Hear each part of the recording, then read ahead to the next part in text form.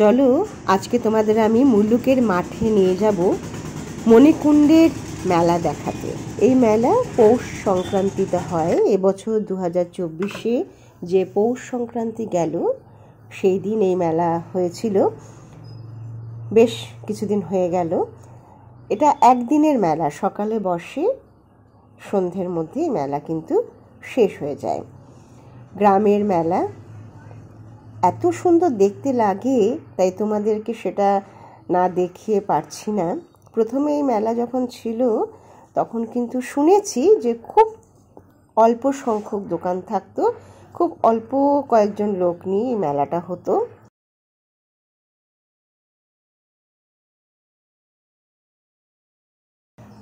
আর সেটা কিন্তু আজকে ক্রমশ বেড়ে বেড়ে এইরকম অবস্থায় দাঁড়িয়েছে। তোমরা দেখতেই পাচ্ছ মেলাতে অনেক রকম জিনিস কিন্তু এসেছে।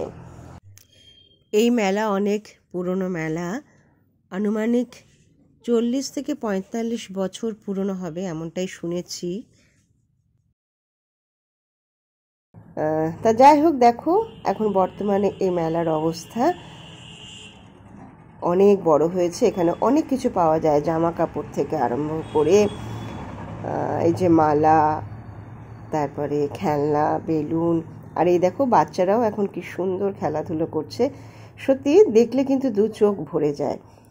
আর গ্রামের মেলার মধ্যে কোথাও একটা মাটির গন্ধ আছে, যে গন্ধটা সত্যি অন্তত আমাকে খুব টানে। যেখানে দেখি গ্রামের মেলা হচ্ছে আমি কিন্তু মোটামুটি খুব একটা মিস করি না, খুব ভালো লাগে সেগুলো দেখতে।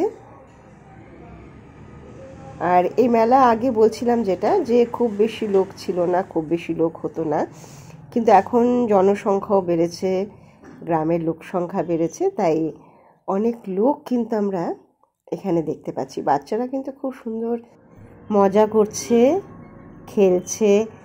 আর কত রকম খাবার এসেছে তোমরা নিজেরাও দেখতে পাচ্ছ, বাদাম ভাজা থেকে আরম্ভ করে এগরোলের দোকান। আর এই যে মহিলারা, এনারা হয়তো ধারে কাছেই থাকেন যা শুনেছি, তারা কিন্তু এই এক বেলার জন্য এখানে এসে তাদের তৈরি ঘুগনি, চপ বিক্রি করে। আর এই দেখতে দেখতেই আমরা কুণ্ডে চলে এসেছি। এই কুণ্ডের জল আমরা সকলেই মাথায় নিই।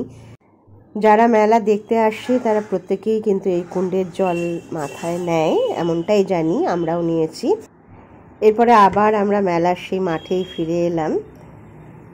এসে দেখছি সবাই কত কিছু খাচ্ছে, গল্প করছে। আর এখানে দেখুন কত রকম জিনিস বিক্রি হচ্ছে, কাঠের জিনিস যে তখন বললাম। আর আরও একটা দিক, সেটা হচ্ছে পাঁপড় ভাজা। এই পাঁপড় ভাজা কিন্তু আমার মেলার আকর্ষণের আরও একটা দিক। পাঁপড় ভাজা খেতে ভীষণ ভালোবাসি, তাই খেতেই হবে। আর আমরা মেলায় গেছিলাম ভাত খেয়ে, পাঁপড় তো খাইনি, পাঁপড় রোজ খাওয়াও হয় না, তাই এখানে কিন্তু সেই পাঁপড়টা খাচ্ছি। খুব ভালো লাগলো এই মেলা দেখতে। এই মেলাটি বোলপুরে হয়েছে। আর তোমরা যদি এই মেলা দেখতে চাও অবশ্যই বোলপুরে এখানে এসো, তোমাদেরও খুব ভালো লাগবে। আজকে এই পর্যন্তই, পরে আবার দেখা হবে।